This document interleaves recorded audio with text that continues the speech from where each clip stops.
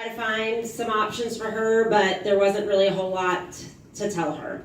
And I remember talking with parents of young kids who were born with congenital heart conditions who knew they were going to blow through that lifetime or annual cap before their child was in elementary school.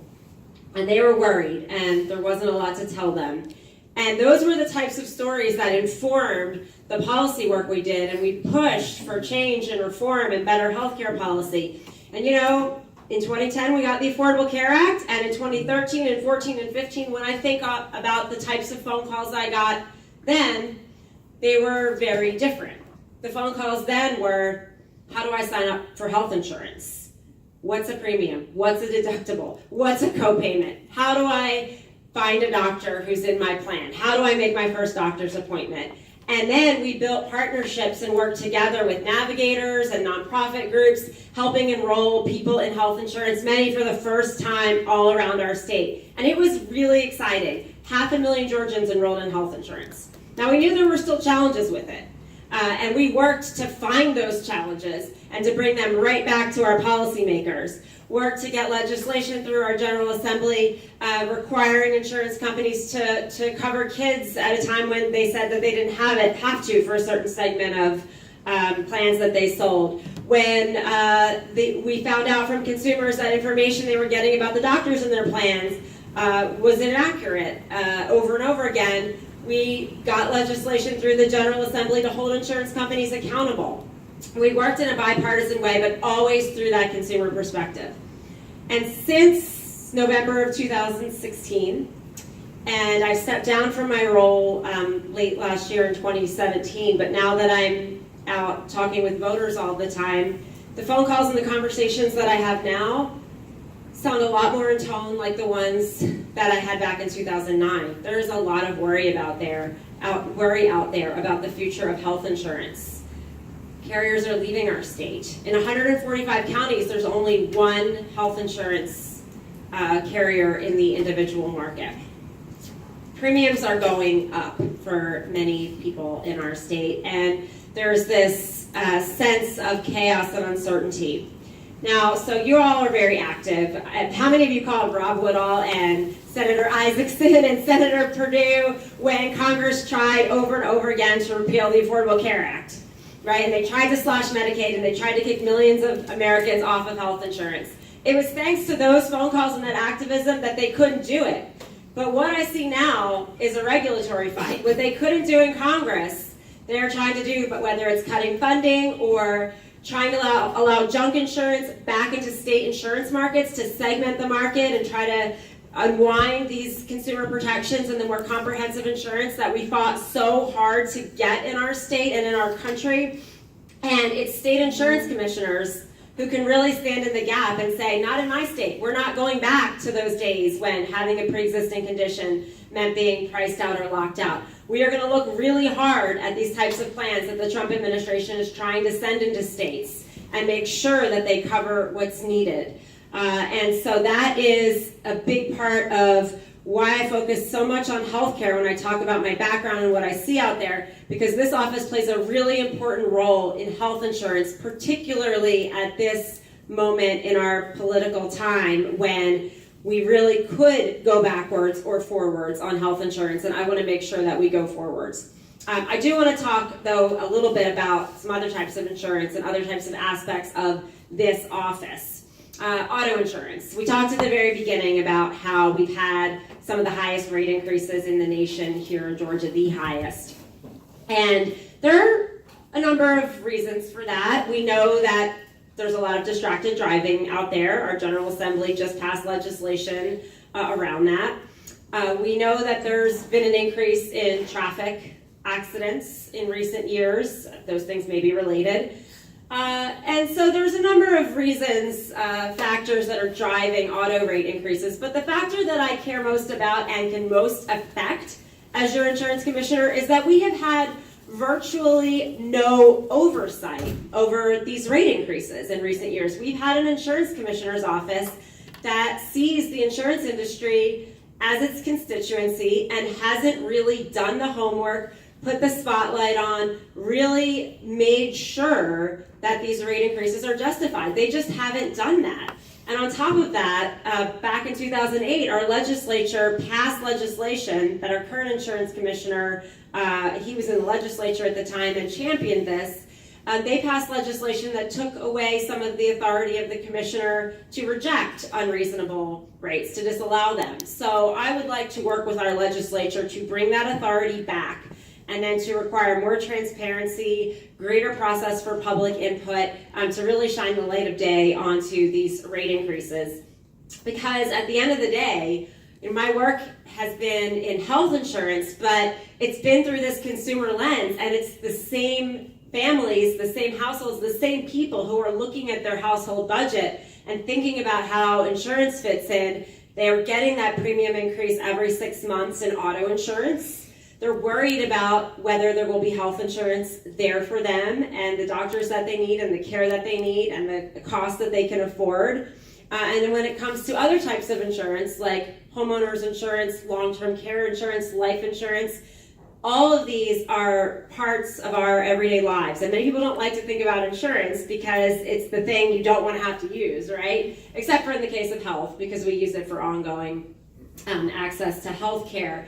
But it's so critically important and affects our everyday lives. And this office is just so important and really has been underutilized for the people it is intended to serve. And I think I'll kind of wrap up. I've probably been going on about 10 minutes. But just to sum up, I would absolutely love to have your support. These down ballot races don't always get a lot of attention. All of our statewide elected offices right now are held by Republicans. You probably know that. Republican men. And we've got some great candidates running this year, and these offices can really do a lot of good if we've got folks in there who are really committed to do the work. My name is Cindy Zeldin. I'm happy to take questions. Again, I'm running for insurance commissioner. I do have a primary. So I would love to have your vote in early voting if you haven't voted already, or on May 22nd if you're like me and like to go on election day for the feel of it all. Again, Cindy Zeldin, running for insurance commissioner, and happy to take any questions. Thank you all.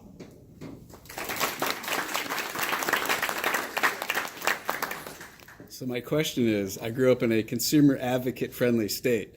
What does the state deem as unreasonable for increases in insurance? What's the definition?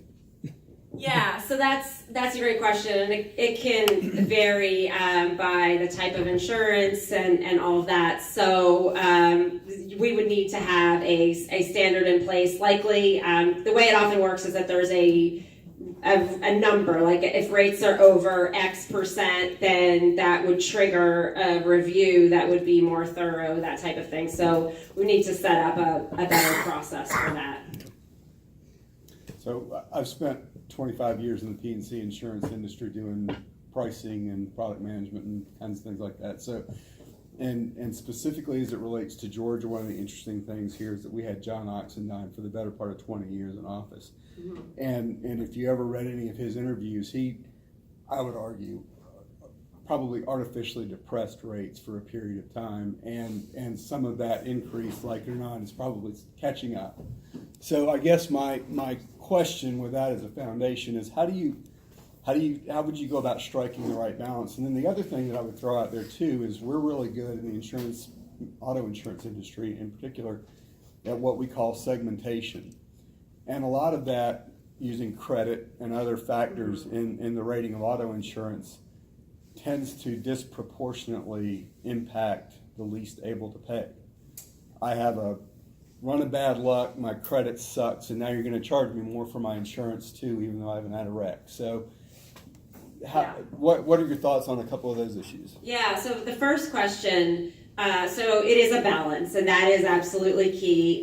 Part of the commissioner's job is to make sure that companies are solvent, and if they're not charging enough to be solvent, then they will go out of business or leave the state, but you don't want them charging people too much. And having profits that aren't justified because they're just not having the scrutiny that they should. So it is a balance and a balancing act, and that means getting good information, good processes in place, and just making sure that that balance is always in mind. I want to talk about the second part of the question on some of these factors, particularly in car insurance. And you're absolutely right that insurance companies use a number of factors, including zip code. I think we all know that, credit score. Also, we're in this era of big data, right? Where insurance companies are very sophisticated and they can find out a lot of information about your behavior in the marketplace, and they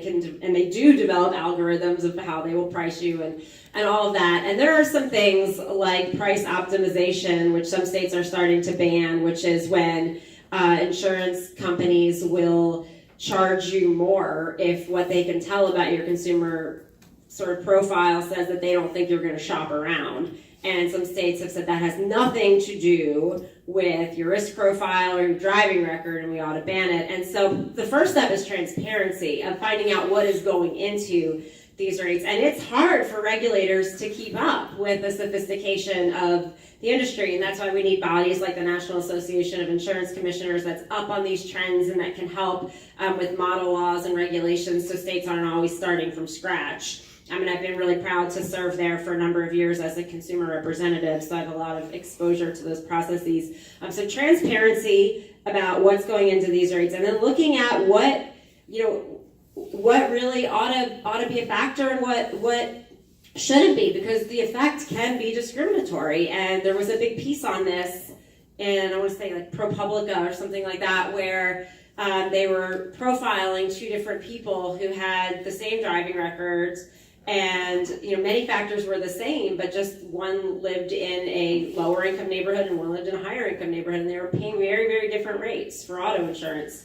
So sometimes, again, those same families who can least afford it are paying more there, and at the same time, they're worried about what's happening with health insurance and health care. So that's who we've got to really keep in mind as a regulator who is striking this balance between protecting consumers, putting people first, but also making sure that the industry is there to provide the services and the products that people are relying on. That was kind of a long answer, I'm sorry. It was a buzzkill Do you question. see some legislative changes that you would champion? Yeah, so I talked about the auto insurance, the change going back to a prior approval system, but in health insurance, I've developed a legislative proposal around, it's not in legislative form, but some concepts that I would bring right away to the legislature around stabilizing the health insurance market, because some of them will require legislation. One part of that is looking at a federal waiver to do reinsurance in Georgia. A number of states are starting to do this, and it's helping to provide some more predictability to the health insurance market. Alaska is the most well-known, and basically repurposing some of the tax credits that people get for health insurance through the marketplace for reinsurance, because when you do the reinsurance and take out some of the high-cost claims, premiums go down, and as a result. So that's one piece of it. Continuing to champion Medicaid expansion. This has been something that I have been very involved in for the last 5 years, and will continue to from this office, because it does affect the insurance markets, and that connection needs to be really trumpeted. And so also looking at what I call junk insurance, these short-term plans, potentially some of these association plans that the Trump administration, through their executive order and the regulatory process, they're basically trying to let plans back into the market that in many cases don't cover pre-existing conditions, don't cover prescription drugs, don't cover maternity care. Some states regulate those plans in a way that puts better protections and standards on them so they don't segment the market. So that's another area. So all of those might require, without getting too into the weeds too fast, those might require some partnership and work with the legislature to make sure that market is stable and there for people, because we have hundreds of thousands of Georgians who get their health insurance through the individual market, and if all of the carriers leave, they won't have anywhere to go, and we've got to make sure it's stable and there for them, but that they're protected and that the insurance that is there is actually going to pay the claims and cover the services that people need and expect. What states in the country do you think manage the insurance industry the best? I mean, Yeah. what are models in the country? Yeah. How it should run. Washington State is a good one. They've done a lot of really interesting things. One thing I like that they do, it's a small thing, but it's a reflection of their approach, is they put their complaint data right on their website, so you can see by carrier who's had more complaints than other carriers, and then some of the usual suspects. I mean, New York is a very strong state. They also have the financial regulation in their department, so there's a lot there. So those are a couple of them. I think I'm getting the hook over here, so I want to let the other speakers talk, because I know Sarah's here, and I know you all really are going to love hearing her, and I don't want to cut into her time. So I'm gonna stop, but I'll be around for a bit. I have yard signs if anyone would like them. I'm Hayden with my campaign is here with a sign-in sheet as well. And please feel free to reach out with more questions. And remember, I have to win before I can actually do any of these things that we're talking about, right? And so that's step one. So May 22nd. Thank you all again.